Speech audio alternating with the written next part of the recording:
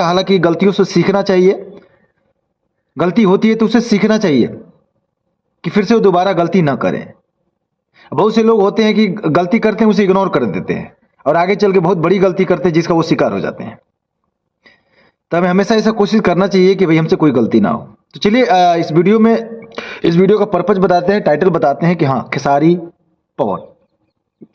हर कोई इस पे वीडियो बनाता है यार, और बनाए क्यों नहीं, जाहिर सी बात है बनाना पड़ेगा यार।